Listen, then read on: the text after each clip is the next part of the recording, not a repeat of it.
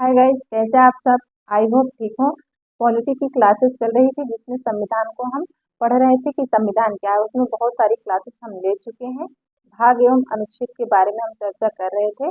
तो एक दो तीन दो भाग कंप्लीट हो चुका है। तीसरा भाग हम पढ़ रहे थे जिसमें मूल अधिकारों की चर्चा की गई थी। मूल अधिकार के बारे में बताया गया था कि मूल अधिकार क्या है। उसमें हम बहुत सारी क्लासेस ले चुके हैं। मूल अधिकार को हम बहुत ही डिटेल से कवर कर रहे हैं ताकि आप कभी ना भूलें। आप ध्यान से बस क्लासेस को देखते जाइए, आपको सारी बातें समझ में आती जाएगी और मूल अधिकार आपको याद भी हो जाएगा।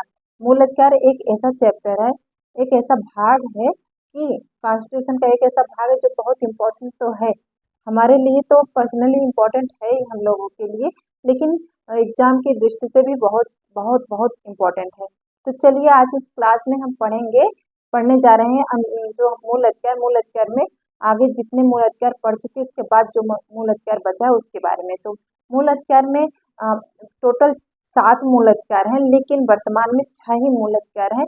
कैसे एक मूल अधिकार कम हो गई, इस सबके आगे चर्चा हम करेंगे। तो हम कितने मूल अधिकार को पढ़ चुके हैं, कैटेगरी वाइज तो हम 7 में डिवाइड किए थे, लेकिन प्रेजेंट टाइम में 6 ही मूल अधिकार हैं और उसके अंतर्गत बहुत सारे आर्टिकल हैं। तो हम कितने मूल अधिकार पढ़ चुके हैं, तो चलिए देखते हैं।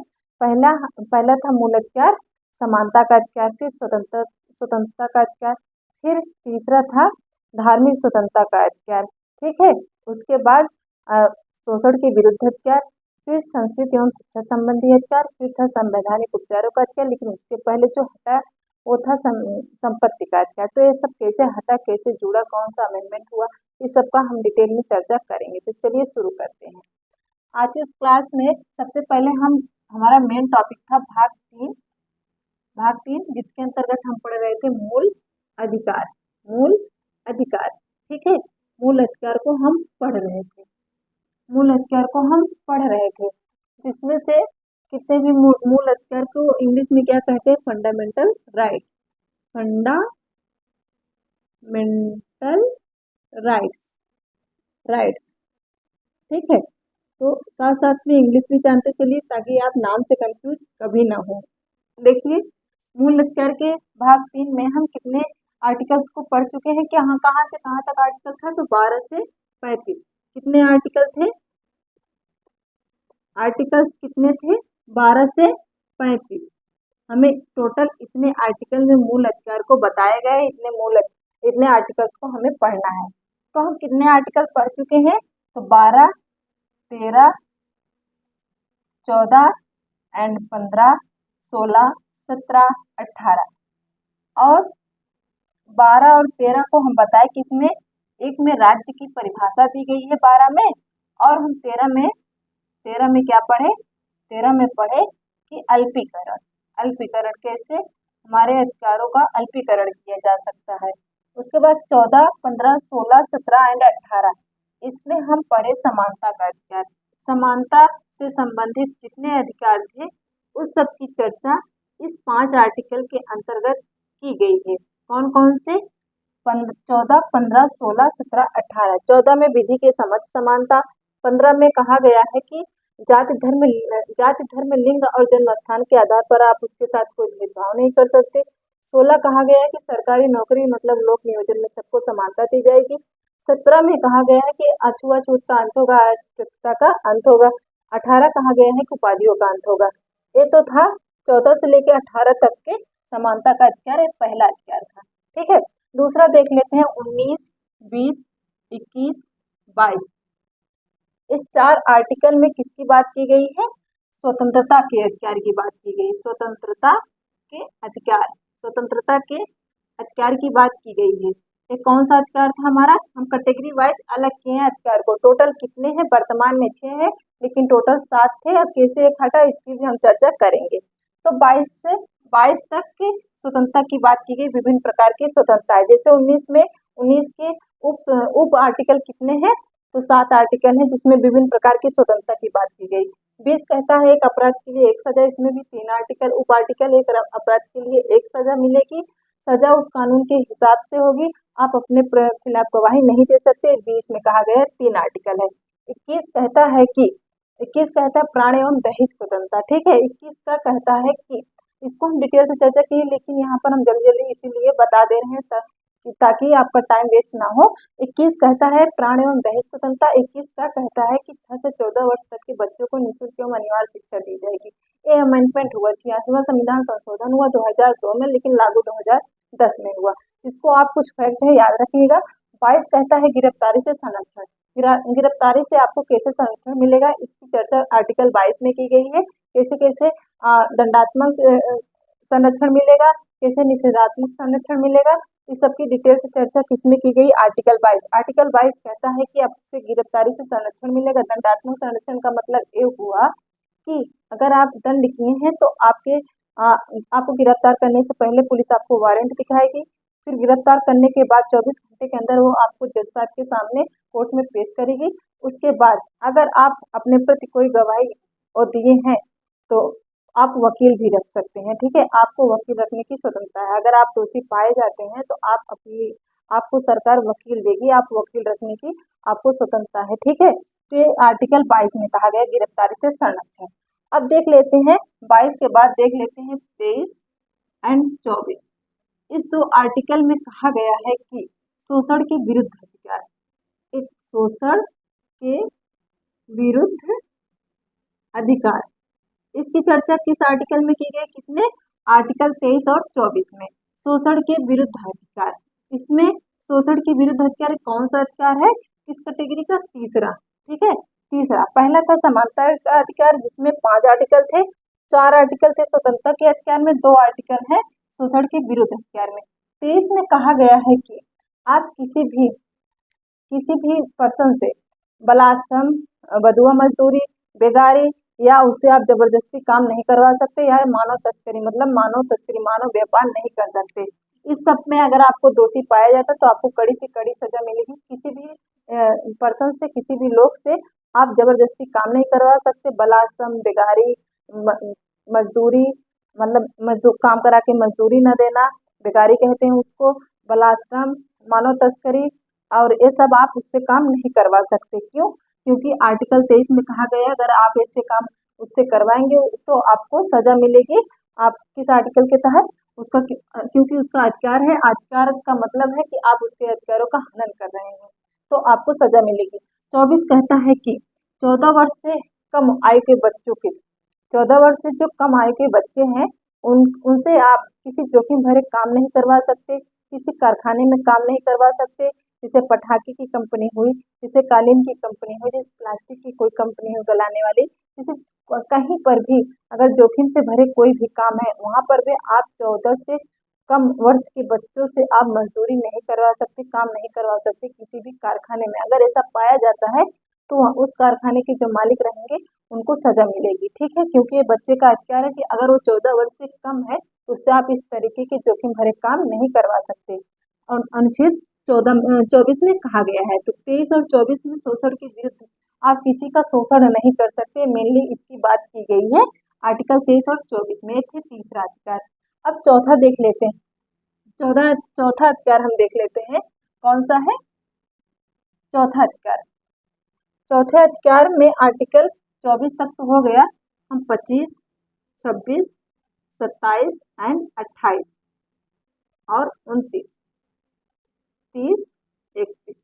तो देखिए 25, 26, 27, 28 इसके बीच में इस इतने आर्टिकल के तक किसकी चर्चा की गई है, धार्मिक स्वतंत्रता का अधिकार। 25, 26, 27 और 28 में धार्मिक स्वतंत्रता का अधिकार, धार्मिक स्वतंत्रता, धर्म के बारे में जितनी भी स्वतंत्रता है, जितने भी अधिकार हैं, तो उसकी चर्चा आर्टिकल 25, 26, 27 एंड 28 में की गई है। ये कौन सा अधिकार था, 3 अधिकार हो चुका था, चौथी कैटेगरी का अधिकार है धार्मिक स्वतंत्रता का अधिकार। 25 में कह रहा है, क्या कह रहा है कि अंतःकरण की स्वतंत्रता। पहले हम देख लेते हैं अंतःकरण की स्वतंत्रता। अंतःकरण को मिटा देते हैं, अंतःकरण की स्वतंत्रता। अंतःकरण की स्वतंत्रता मतलब कि आपको एक पर्सनल, अंतःकरण की स्वतंत्रता का मतलब है कि आप पर्सनली अपने धर्म का प्रचार प्रसार कर सकते हैं, आप पर्सनली अपने रीति रिवाज फॉलो कर सकते हैं। ये आपका अधिकार है आर्टिकल 25 के तहत। ये आपका मूल अधिकार है कि इससे आपको कोई वंचित नहीं कर सकता, कोई नहीं रोक सकता। आप अपने धर्म का प्रचार करना चाहते हैं तो कोई नहीं रोक सकता, सभी अपने धर्म की प्रचार कर सकते हैं, सभी चाहे वो जिस धर्म के हो, क्योंकि भारत एकता में अनेकता में एकता है। क्योंकि यहाँ पर बहुत सारे धर्म के लोग रहते हैं और बहुत सारे धर्म के जब लोग रहेंगे तो सबको अपने अपने धर्म की प्रचार करने की स्वतंत्रता है। सबको अपने बहुत सारे रीति रिवाज, संस्कृत संस्कृत सबकी अलग अलग, कल्चर सबके अलग अलग होते हैं, सबके रीति रिवाज अलग होते हैं। जैसे राजस्थानी हैं उनके रीति रिवाज अलग होते हैं, जैसे गुजराती हैं उनके रीति रिवाज अलग होते हैं, मराठी हैं उनके अलग होते हैं, पंजाबी हैं तो पगड़ी पहनते हैं उनके भी रीति रिवाज अलग होते हैं। ये सब उनका अंतःकरण की स्वतंत्रता है, उनसे कोई छीन नहीं सकता, क्योंकि उनको आर्टिकल 25 के तहत ये कहा गया है कि आप अपने अंतःकरण की स्वतंत्रता के अंतर्गत आप अपने रीति रिवाज फॉलो कर सकते हैं, आप अपने धर्म का प्रचार प्रसार कर सकते हैं, आपसे ये अधिकार कोई नहीं छीन सकता। ठीक है, आर्टिकल 25 में कहा गया है। आर्टिकल 26 क्या कहता है? आर्टिकल 26 कहता है सामूहिक धार्मिक स्वतंत्रता, सामूहिक धार्मिक धार्मिक स्वतंत्रता, स्वतंत्रता। इसमें क्या क्या कहा गया है? अंतःकरण की स्वतंत्रता में कहा गया है कि आप अपने धर्म का प्रचार कर सकते हैं, अपने धर्म का प्रचार प्रसार कर सकते हैं, प्रचार प्रसार कर सकते हैं एंड अपने रीति रिवाज फॉलो कर सकते हैं, अपने रीति रिवाज फॉलो कर सकते हैं। ये आपके अंतःकरण की स्वतंत्रता आपको मिली है, अंतःकरण की स्वतंत्रता के अंतर्गत आता है आर्टिकल 25 के तहत, इसे आपसे कोई छीन नहीं सकता। और देखिए सामूहिक धार्मिक स्वतंत्रता के अंतर्गत यहाँ क्या था कि आप पर्सनली अपने धर्म का प्रचार प्रसार कर सकते हैं, अपने धर्म के रीति रिवाज फॉलो कर सकते हैं। लेकिन 26 कहता है सामूहिक धार्मिक स्वतंत्रता आपको दी गई है कि आप अपने धर्म का सामूहिक रूप से आयोजन कर सकते हैं। आप अपने धर्म के अंतर्गत मतलब कुछ भी जो करना चाहे, चाहे वो कोई रामलीला खेलना चाहता है, तो कोई कुछ करना चाहता है धार्मिक रूप से जो करना चाहता है, तो बहुत सारे लोग मिल करके उस धर्म का आयोजन करते हैं। तो कहीं पर भी आप अपने धर्म का आयोजन कर सकते हैं, चाहे आप जिस धर्म से रिलेटेड हो। तो आपसे ये अधिकार आपको देगा, आपसे कोई छीन नहीं सकता। तो मेनली आप इतना जानिए कि 25 में पर्सनली आपको अंतःकरण की स्वतंत्रता दी गई कि आप अपने आप अकेले मतलब पर्सनल रूप से अपने धर्म का आयोजन कर सकते हैं, धर्म का प्रचार प्रसार कर सकते हैं, रीति रिवाज फॉलो कर सकते हैं। और 26 में थोड़ा सा ही फर्क है, 26 में कहा गया कि सामूहिक रूप से अपने धर्म का आयोजन आप कर सकते हैं। ठीक है, आगे देख लेते हैं 27। 27 क्या कहता है? यहाँ पर तो कहा गया है कि सामूहिक धार्मिक स्वतंत्रता। 27 कहता है कि धर्म के लिए जो धन एकत्रित होगा या एकत्रित होगा, उस पर कोई टैक्स नहीं लगेगा, उस पर कोई कर नहीं लगेगा। इसको समझिए, जैसे धार्मिक कार्यों के लिए जो आप धन एकत्रित करेंगे, चाहे वो जितना हो, उस पर सरकार कोई टैक्स नहीं लेगी। इसका मतलब ये है कि धार्मिक कार्यों के लिए जो धन आपके पास एकत्रित होगा, उस पर सरकार कोई टैक्स नहीं लगाएगी, वो धन टैक्स फ्री होगा। मेनली यही बात है। ठीक है, इस पर ध्यान दीजिए कि 27 कहता है कि धार्मिक कार्य के लिए जो धन आपके पास आप एकत्रित करेंगे, उस पर कोई टैक्स नहीं लगेगा, वो टैक्स फ्री होगा। इससे धार्मिक कार्यों के लिए बहुत सारे धन एकत्रित होते हैं, क्योंकि कोई दान देता है, बहुत बड़े बड़े लोग बहुत ज्यादा दान देते हैं, दान पेटी में भी बहुत सारे दान मिलते हैं, तो इससे और चढ़ावा भी जो चढ़ाया जाता है, इससे बहुत सारे धन एकत्रित हो जाते हैं। लेकिन वो धन कितने भी एकत्रित हो जाए, उस पर कोई टैक्स नहीं लगता, वो टैक्स फ्री होता है।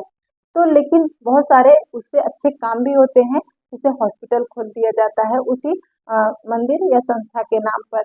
तो ऐसे बहुत धर्मशालाएं खोल दी जाती हैं, अनाथालय खोल दिया जाता है, तो उससे बहुत नेक काम होता है, क्योंकि उस पर कोई धन टैक्स नहीं लेती सरकार। ठीक है, आगे देख लिए 28 क्या कहता है। इस पर तो कहा गया कि धर्म के लिए जो धन एकत्रित होगा, उस पर कोई टैक्स नहीं लगेगा, वो टैक्स फ्री होगा। 28 कहता है कि सरकारी सरकारी सरकारी पैसों से चल रहे संस्थाएं संस्थाएं संस्थाओं में धार्मिक शिक्षा नहीं दी जाएगी, धार्मिक शिक्षा नहीं दी जाएगी कि आर्टिकल में कहा गया आर्टिकल 28। तो यहाँ पर सुनिए, आर्टिकल 28 कहता है कि सरकार के धन से जो भी संस्था चल रही है, चाहे वो स्कूल हो, चाहे वो कोई भी संस्था हो, वहाँ पर धर्म की कोई शिक्षा नहीं दी जाएगी। मतलब प्राइवेट जो चल रहे हैं वहाँ पर आप धर्म की शिक्षा दे सकते हैं, लेकिन सरकार के पैसों से जो संस्था चल रही है वहाँ पर धार्मिक शिक्षा नहीं दी जाएगी। ये साफ साफ लिखा गया है किस आर्टिकल में, आर्टिकल 28 में। तो आप देख रहे हैं 25, 26, 27, 28 धर्म धर्म धर्म की बात हो रही है। यहाँ पर अंतःकरण की स्वतंत्रता की बात हो रही है, यहाँ सामूहिक धर्म की स्वतंत्रता की बात हो रही है। धर्म के लिए जो धन एकत्रित होगा उस पर टैक्स नहीं लगेगा। सरकारी पैसों से जो चल रही संस्था उस पर धर्म की शिक्षा नहीं दी जाएगी। तो एक चीज आप कॉमन देख रहे हैं, धर्म धर्म। यहाँ पर ये बताया गया 25, 26, 27, 28 में कि आप धर्म के धार्मिक स्वतंत्रता आपकी क्या क्या है, कि आप धर्म के लिए क्या क्या आपके लिए स्वतंत्रता दी गई है, किस तरीके से आप स्वतंत्र है। 25 से लेकर 28 तक की कैटेगरी को 4 में रखा गया है, स्वतंत्रता कैटेगरी में 4 में रखा गया है। इसमें लिखा गया धार्मिक स्वतंत्रता का अधिकार। ठीक है, धार्मिक स्वतंत्रता का अधिकार। अब 5 और 6 बचता है, और 5, 6 और 7 बचता है, तो उसको हम देख लेते हैं। यहाँ पर हम देख लेते हैं 29 और 30। 31 को हटा देते हैं, 29 और 30 में किसका, संस्कृति एवं शिक्षा संबंधी अधिकार, संस्कृति एवं शिक्षा संबंधी अधिकार, संबंधित अधिकार। तो आप देख रहे हैं संस्कृति एवं शिक्षा संबंधी अधिकार आर्टिकल 29 और 30 में कहा गया है। तो इस किस कैटेगरी में रखेंगे, तो 5। एक कौन सा अधिकार है, 5वें कैटेगरी का अधिकार है, जिसमें लिखा गया है संस्कृति एवं शिक्षा संबंधी अधिकार, जिसमें 2 आर्टिकल दिए गए हैं 29 और 30 को। 29 में कहा गया है कि अल्पसंख्यकों की बात की गई है। देखिए हमारा जो देश है, यहाँ पर मेजॉरिटी और माइनॉरिटी 2 तरीके के लोग रहते हैं। जिसकी संख्या कम होती है उसको अल्पसंख्यक कहते हैं, जिस धर्म जाति की संख्या ज्यादा होती है उसको हम बहुसंख्यक कहते हैं। तो जो हमेशा होता आया है कि जो बहुसंख्यक है वो अल्पसंख्यक को हमेशा दबाने की कोशिश करते हैं, उनको प्रताड़ित करते हैं। तो उनको जो अल्पसंख्यक है उनको कुछ अधिकार दिए गए हैं, उनको मूल अधिकार ऐसे दिए गए जिसको आप छीन नहीं सकते, क्योंकि वो संख्या में बहुत कम है, तो उनको अधिकार मिलना बहुत जरूरी था, नहीं तो उनके साथ अत्याचार होता। तो देखिए अल्पसंख्यक जितने भी अल्पसंख्यक हो, चाहे किसी धर्म के हो, चाहे वो मुस्लिम के हो, चाहे वो हिंदू के हो, चाहे वो क्रिश्चियन के हो, चाहे वो ईसाई के हो, चाहे वो पारसी के हो, चाहे जिस धर्म के लोग हों, अगर वो अल्पसंख्यक है तो उनको अपनी शिक्षा, अपनी संस्कृति पालन करने का अधिकार है। संख्यकों को अपनी भाषा में शिक्षा लेने का अधिकार है, और अपनी संस्कृति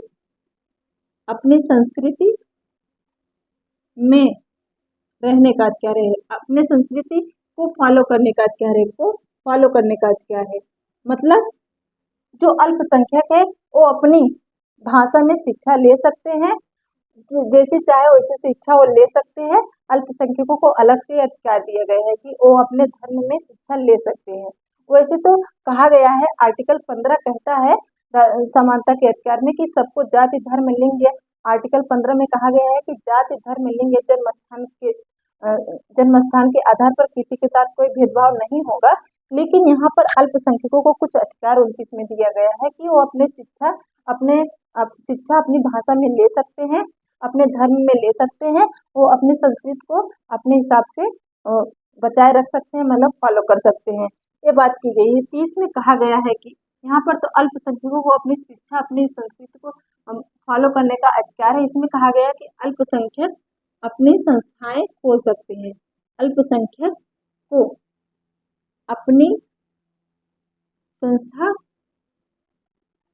खोलने का अधिकार है। ठीक है, खोलने का अधिकार है अपने किसके आधार पर, शिक्षा एवं संस्कृति के आधार पर। यहाँ पर देखिए संस्कृति एवं शिक्षा संबंधी अधिकार दिए गए हैं। तो अल्पसंख्यक को अपनी शिक्षा एवं संस्कृति के आधार पर अपनी अपनी संस्था खोलने का अधिकार है, शिक्षा एवं संस्कृति के आधार पर। ठीक है, शिक्षा एवं संस्कृति के आधार पर। तो 30 में यही कहा गया कि अल्पसंख्यक को अपनी शिक्षा एवं संस्कृति में संस्था खोलने का अधिकार। वैसे तो यहाँ पर बोला गया है कि कोई भी संस्था अपने जो सरकारी पैसों से चल रही है वहां पर आप किसी भी धार्मिक शिक्षा नहीं दे सकते, मतलब धर्म के अनुसार शिक्षा नहीं दे सकते। किस आर्टिकल में कहा गया? आर्टिकल 29 में, सॉरी आर्टिकल 28 में कहा गया है। लेकिन यहाँ पर ऐसा होता है कि जैसे अगर कोई हिंदू है, सॉरी कोई मुस्लिम है, वो बुर्का पहनकर जा रहा है कॉलेज में, तो वहाँ पर उसे तो उसके साथ कोई भेदभाव नहीं होगा, उसे समान अधिकार मिला है, उसको अधिकार मिला आर्टिकल 15 के तहत, तो उसको कोई नहीं रोक सकता, वो वहाँ पढ़ाई कर सकता। लेकिन अगर वो असहज है, वहाँ पर उसे अच्छा नहीं लग रहा है, जैसे कोई सरदार है पगड़ी लगा कर जा रहा है, उसको तो कोई रोक नहीं सकता आर्टिकल 15 के तहत। लेकिन अगर वो असहजता महसूस कर रहा है, उसे वहाँ अच्छा नहीं लग रहा है, उसे वो कंफर्टेबल नहीं है, तो अलग से अपनी संस्था खोल सकता है। शिक्षा के क्षेत्र में वो अपनी अलग से संस्था खोल सकता है। जैसे मुस्लिम जो है उर्दू पढ़ने के लिए अपनी मतलब अपने खुद की संस्था खोले हैं, मदरसा। ऐसे ऐसे संस्कृत में जो शिक्षा दी जाती है, वहाँ पर संस्कृत पाठशाला करके संस्कृत विश्वविद्यालय भी है। अपनी भाषा में शिक्षा जिसको लेना है, वहाँ मोस्टली हिंदू ही पढ़ते हैं, तो वो मतलब यहाँ पर अल्पसंख्यक को अपनी शिक्षा खोलने का जो अधिकार है, तो अपनी भाषा में अपने जिसमें वो कंफर्टेबल है उसमें वो संस्था खोल सकते हैं। मान ली इसमें अल्पसंख्यकों को कहा गया, बहुसंख्यकों को नहीं। अल्पसंख्यकों को 29 और 30 में अधिकार दिया गया है। पहला 29 में कहा गया है कि अल्पसंख्यक को अपनी शिक्षा एवं संस्कृत में जैसा भी अधिकार चाहिए, मतलब शिक्षा एवं संस्कृत को बचाए रखने के लिए, फॉलो करने के लिए उनको एक मेनली अधिकार दिया गया है। 30 में कहा गया अल्पसंख्यक को अपनी संस्था, खुद निजी संस्था खोलने का अधिकार है अपने धर्म में, ठीक है, अपनी भाषा में। आगे देख लेते हैं आर्टिकल 31। अब आर्टिकल 31 हम देखेंगे कि आर्टिकल 31 में क्या कहा गया है। आर्टिकल 31 जो आपकी छठवां कैटेगरी का था, आर्टिकल 31। आर्टिकल 31 में संपत्ति के अधिकार की बात की गई है, संपत्ति के अधिकार की बात की गई है। इसमें हम देख लेते हैं किस कैटेगरी में आता है। ये आता है 6, जिसमें संपत्ति के अधिकार का ही नाम है। इसमें यही एक ही अधिकार है, संपत्ति का अधिकार। छठा अधिकार क्या हमारा? संपत्ति का अधिकार, जो कि अब ये अधिकार की श्रेणी में नहीं, वर्तमान में नहीं, एक कानूनी अधिकार बन गया। अब ये मूल अधिकार नहीं रह गया, कानूनी अधिकार बन गया संपत्ति का अधिकार। कैसे? 44वां संविधान संशोधन हुआ 1978 में। 1978 में 44वां संविधान संशोधन हुआ, संपत्ति के अधिकार को कानूनी अधिकार बना दिया गया। किस आर्टिकल के तहत? आर्टिकल 300 का के तहत एक कानूनी अधिकार हो गया। क्यों हो गया ये हम समझते हैं। ये जो संपत्ति का अधिकार था, पहले हमारा मूल अधिकार था, अब कानूनी अधिकार बना दिया। क्यों बना दिए? क्योंकि जब तक ये मूल अधिकार था, इसका मतलब ये था कि हमारी संपत्ति हमसे कोई नहीं छीन सकता, ना कोई सरकार छीन सकती है, ना कोई लोग छीन सकते हैं। इससे जब ये कानून मूल अधिकार था, तो इससे सरकार भी किसी भी व्यक्ति से उसकी संपत्ति नहीं ले सकती थी। इससे देश के विकास में बहुत सारी बाधाएं आने लगी, देश का विकास रुकने लगा, इससे बहुत सारी समस्याएं होने लगी। इसीलिए सरकार, जैसे रेलवे स्टेशन, अगर रेलवे प्लेटफॉर्म, रेलवे लाइन अगर जा रही, किसी का खेत पड़ता था, तो अगर वो लेना चाहता था, तो सरकार लेना चाहती थी, तो वहाँ के लोग नहीं देते थे, कहते थे कि ये हमारा मूल अधिकार है, और मूल अधिकार का रक्षक सुप्रीम कोर्ट या हाई कोर्ट होता है। इसीलिए वहाँ पर सरकार को बहुत सारी बाधाएं आने लगी। इसलिए मोरारजी देसाई की सरकार जब थी, मोरारजी देसाई की जब मोरारजी देसाई उस समय के पीएम थे, प्राइम मिनिस्टर थे, तो उनकी सरकार में, जब उनकी सरकार थी, तो 44वां संविधान संशोधन हुआ 1978 में, और उसको हटा दिया गया, उसको संपत्ति के अधिकार को हटा दिया गया मूल अधिकार की श्रेणी से, और 300 का में उसको जगह दे दी गई, और उसको कानूनी अधिकार बना दिया गया।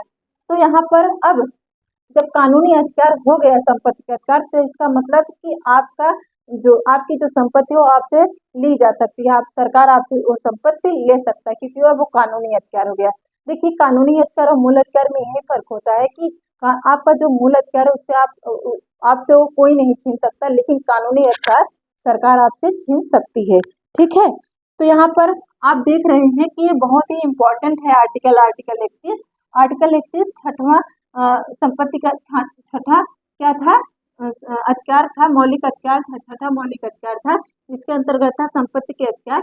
अब उसको हटा दी गई है, अब 6 ही अधिकार बचे हैं। छठा था, 7वां था संवैधानिक उपचारों का अधिकार, लेकिन अब इसको हटा दिया गया। तो बहुत ही ज़्यादा पूछा जाता है कैसे हटाया गया, क्यों हटाया गया, कौन सा अमेंडमेंट हुआ, तो आप कहेंगे आर्टिकल 31 में था संपत्ति के अधिकार, जो 60वां मूल अधिकार था, जिसमें 44वां संविधान संशोधन 1978 में हुआ। अब उसको कानूनी अधिकार बना दिए गए। तो कहीं पर जब इसको कानूनी अधिकार बना दिए गए तो कहीं ना कहीं इसको जगह मिली, कहाँ मिली, आर्टिकल 30 का के तहत। आर्टिकल 30 का के तहत इसको जोड़ा गया। उस समय पूछेगा किसकी सरकार थी, आप कहेंगे मोरारजी देसाई उस समय पीएम थे, उस टाइम पीएम थे। ठीक है, तो यहाँ पर आप देख लीजिए आर्टिकल 31। अब आर्टिकल 32 देखते हैं क्या कहता है। आर्टिकल 32 बहुत बहुत इम्पोर्टेंट है। इस आर्टिकल हृदय एवं आत्मा कहते हैं। आर्टिकल 32 को जो भीमराव अंबेडकर थे, जो संविधान निर्माता थे, तो आर्टिकल 32 को कहते थे संविधान की आत्मा। आर्टिकल 32 को कहते हैं संविधान की आत्मा। इसमें था संवैधानिक उपचारों का अधिकार, संवैधानिक उपचारों का अधिकार, उपचारों का अधिकार, उपचारों का अधिकार। इसमें कितने आर्टिकल हैं, तो आर्टिकल बस एक ही है, 32। ठीक है, 32 है। उसके बाद 33, 34, 35 में और सारी चीजों की बात की गई है। आर्टिकल 32 संवैधानिक उपचारों का अधिकार है। इसमें 5 प्रकार के रिट जारी किए जाते हैं। पांच प्रकार के रिट को कह सकते हैं याचिका, याचिका या आदेश, या आदेश आप ऐसा कह सकते हैं। इसके उपनाम भी है। रिट अगर ना समझ में आए तो आप याचिका या आदेश समझ सकते हैं। तो आर्टिकल 32 संवैधानिक उपचारों का अधिकार, इसमें 5 प्रकार के रिट जारी किए जाते हैं। ये जो 5 प्रकार के रिट हैं बहुत ही इम्पोर्टेंट है। इनको हम आगे डिटेल से चर्चा करेंगे आगे की क्लास में। तो आप आज क्या क्या सीखे। संवैधानिक उपचारों का अधिकार को डॉक्टर भीमराव अम्बेडकर कहते थे कि ये संविधान की आत्मा है। क्यों है, क्योंकि इसमें 5 प्रकार के रिट जारी किए जाते हैं जो बहुत ही इम्पोर्टेंट है। इन 5 प्रकार के रिट को हम कल विस्तार से एकदम डिटेल से चर्चा करेंगे। आज क्योंकि एक क्लास बहुत लंबी हो जाएगी, इसलिए हम कल इस पर चर्चा करेंगे। ठीक है, तो आज हम क्या क्या पढ़े, कितने अधिकार पढ़ चुके हैं हम 6 अधिकार पढ़ चुके हैं।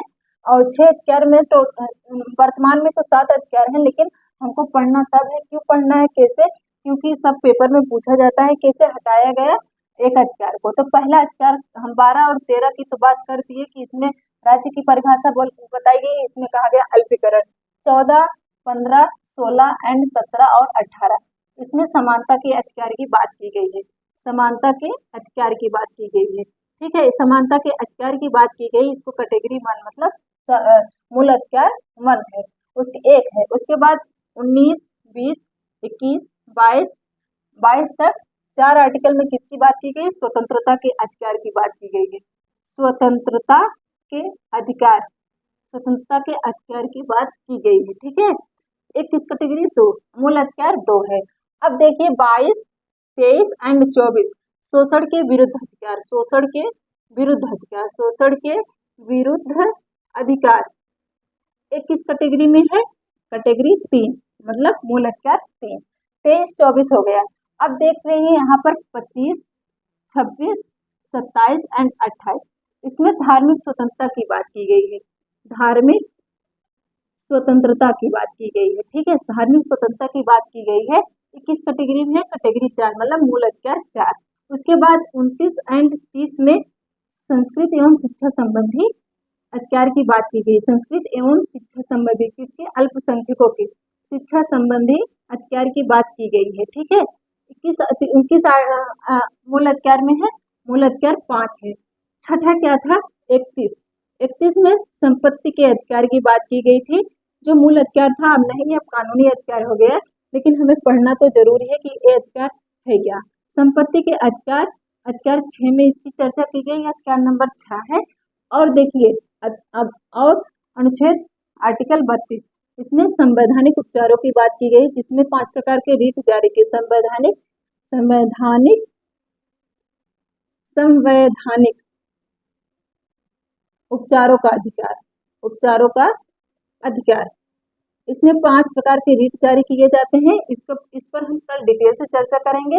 इस संवैधानिक उपचारों में 5 प्रकार के रिट जारी किए जाते हैं, जिसमें इसीलिए इस रिट की वजह से ही जो संविधान के निर्माता थे माननीय डॉक्टर भीमराव अंबेडकर जी, उन्होंने कहा है कि आर्टिकल 32 संविधान की हृदय एवं आत्मा दोनों है। ठीक है, तो इस जब ये हृदय एवं आत्मा है तो इसकी चर्चा एक जरूर खास होगा, इसलिए इसकी चर्चा हम कल करेंगे।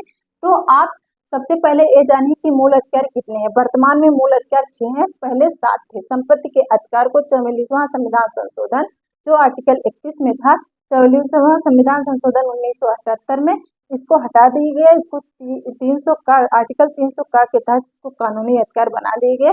कानूनी अधिकार क्या है? जिस पर हक होता है सरकार ले सकती, मूल अधिकार हमसे कोई नहीं छीन सकता। इसका रक्षक सुप्रीम कोर्ट होता है।